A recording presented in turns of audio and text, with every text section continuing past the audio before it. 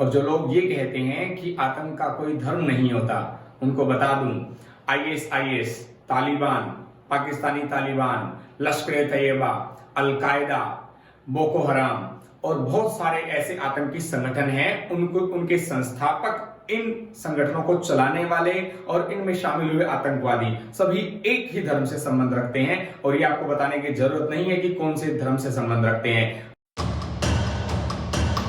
26 नवंबर 2008 को भारत पर एक बहुत बड़ा आतंकवादी हमला हुआ था। हम सब इसे 26/11 अटैक के नाम से जानते हैं और भारत ही नहीं पूरा विश्व जानता है कि इस हमले का मास्टरमाइंड जो है वो हाफिज सईद है, जो कि एक पाकिस्तानी टेररिस्ट है। हालांकि इसको ग्लोबल टेररिस्ट भी घोषित किया जा चुका है और अब न्यूज ये है कि पाकिस्तान के कोर्ट ने हाफिज सईद को एक टेरर फंडिंग के मामले में, टेरर फंडिंग मतलब भाई आतंकवाद के लिए पैसा इकट्ठा करना, पैसा जुटाना, इस मामले में 31 साल की सजा सुनाई है।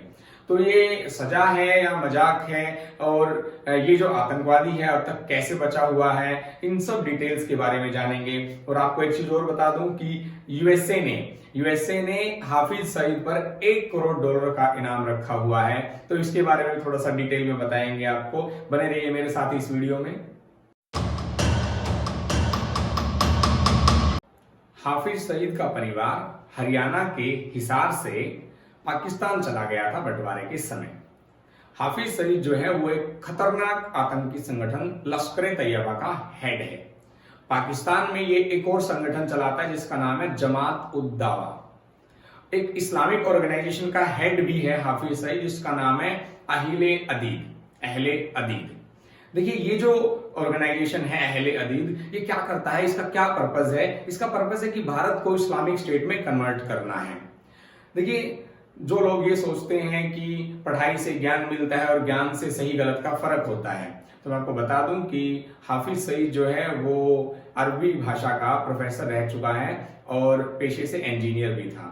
इसका मतलब पढ़ाई से उसकी मनोवृत्ति नहीं बदली है, उसके विचार नहीं बदले हैं। अगर उसने सोच लिया था, ठान लिया था कि उसको आतंकी बनना है, तो वो आतंकी ही रहा है। पढ़ाई से इस चीज का कोई लेना देना नहीं है। इस आतंकवादी के केस में तो ऐसा ही प्रतीत हो रहा है।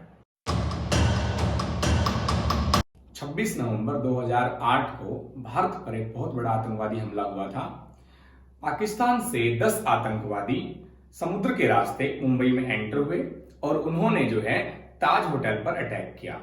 लगभग 60 घंटे तक ताज होटल को उन्होंने अपने कब्जे में ले लिया था और सैकड़ों लोगों की जानें गई, बहुत सारे लोग घायल भी हुए। सारा देश जानता है और पूरा विश्व जानता है कि इस आतंकी हमले का मास्टरमाइंड जो है वो हाफिज सईद था। और यही क्यों, 22 दिसंबर 2000 को लाल किले पर हमला हुआ, 13 दिसंबर 2001 को हमारे लोकतंत्र के मंदिर पर यानी कि संसद पर हमला हुआ, 24 सितंबर 2002 को अक्षरधाम मंदिर पर हमला हुआ, 29 अक्टूबर 2005 को दिल्ली सीरियल ब्लास्ट हुए, 11 जुलाई 2006 को मुंबई ट्रेन में विस्फोट हुआ, 27 जुलाई 2005 को पंजाब के गुरदासपुर में हमला हुआ, 5 अगस्त 2015 को उधमपुर में हमला हुआ जम्मू एंड कश्मीर में। मुंबई हमले के बाद भारत की रिक्वेस्ट पे इंटरपोल ने 25 अगस्त 2009 को हाफिज सईद के खिलाफ एक रेड कॉर्नर नोटिस जारी कर दिया। तो सबसे पहले आप समझिए कि इंटरपोल क्या होता है। इंटरपोल का मतलब है the International Criminal Police Organization. ये एक ऐसा इंटरनेशनल ऑर्गेनाइजेशन है जो अलग अलग देशों की पुलिस के बीच में कोऑर्डिनेशन का काम करता है ताकि क्राइम कंट्रोल और टेरर कंट्रोल में हेल्प मिले। मींस अगर एक देश का आतंकवादी या कोई अपराधी दूसरे देश में भाग गया है तो उसको इंटरपोल की मदद से पकड़ा जा सकता है। दूसरी चीज है रेड कॉर्नर नोटिस। देखिए जो इंटरपोल है वो उसके बहुत सारे सदस्य हैं, जैसे भारत जो है वो इंटरपोल का एक सदस्य देश है। तो कोई भी सदस्य देश जो है इंटरपोल से रिक्वेस्ट कर सकता है किसी एक पर्टिकुलर आतंकवादी या क्रिमिनल को ढूंढने के लिए कि रेड कॉर्नर नोटिस जारी करें। सबसे पहले आपको बता दूं कि रेड कॉर्नर नोटिस जो है कोई अरेस्ट वारंट नहीं है, लेकिन क्या होता है इस नोटिस में, क्या होता है कि इंटरपोल जो है अलग अलग देशों में उस आतंकवादी को ढूंढने के लिए अभियान चलाता है और उसको प्रोविजनली अरेस्ट भी किया जा सकता है। अगर इंक्वायरी के टाइम पे कुछ ऐसा पाया जाता है, कुछ ऐसा संदिग्ध पाया जाए, यानी कि वो उस पर्टिकुलर टेररिस्ट एक्टिविटी में इन्वॉल्व पाया जाता है तो उस सदस्य देश को सौंप दिया जाता है जिसने उसके लिए रेड कॉर्नर नोटिस जारी करवाया था। इसके अलावा इंटरपोल जो है वो एक ब्लू कॉर्नर नोटिस भी जारी करती है। ब्लू कॉर्नर नोटिस में किसी क्रिमिनल या टेररिस्ट के बारे में जानकारी, उसका नाम, उसकी लोकेशन और उसके बारे में अन्य जानकारियां कि भाई आजकल ये कहां पर है, किस गतिविधि में, किस एक्टिविटी में शामिल है, इसके बारे में जानकारी लेने के लिए पिछले 20 साल में जितने भी आतंकवादी हमले हुए हैं उन सभी में, या फिर यूं कह सकते हैं उनमें से ज्यादातर में हाफिज सईद का हाथ है। फिर क्यों अब तक जो है हम उसे नहीं पकड़ पाए हैं, क्यों अब तक हम उसको गिरफ्तार करके यहां नहीं ला पाए हैं, क्यों हम सजा नहीं दे पाए हैं, क्यों हम अपने भाइयों को भूल गए हैं जिनकी शहादत हुई थी, जो शहीद हुए थे आतंकी हमले में, क्यों ऐसा हो रहा है, क्यों हम अमेरिका जैसे नहीं है। आपको ध्यान होगा कि अमेरिका ने 12,000 किलोमीटर दूर बैठे बैठे पाकिस्तान में जाकर के ओसामा बिन लादेन को मार दिया था। न्यू दिल्ली से लाहौर तो 500 किलोमीटर दूर भी नहीं है। और क्या नहीं है आपके पास, हमारा 2022-23 का डिफेंस का बजट बता दूं मैं, 4 लाख करोड़ से भी ज्यादा का बजट पास हुआ है। और क्या नहीं है हमारे पास, एनआईए हमारे पास है, आईबी हमारे पास है, रो हमारे पास है, एनटीआरओ है, एआरसी है। तो हमारी जो इन्वेस्टिगेटिंग एजेंसियां हैं उनके पास ये इंटेल नहीं है कि हाफिज सईद जो है वो पाकिस्तान में है, वो लाहौर में है, वो सभाएं कर रहा है, वो खुला घूम रहा है, वो जेल में नहीं है। तो क्यों नहीं हम उसको आसानी से पकड़ सकते हैं, क्यों नहीं हम उसको पकड़ के यहां पर ला सकते हैं? क्या ऐसे हम सुपर पावर बनने का सपना देख रहे हैं? ये टोटली सिस्टम फेल्योर है।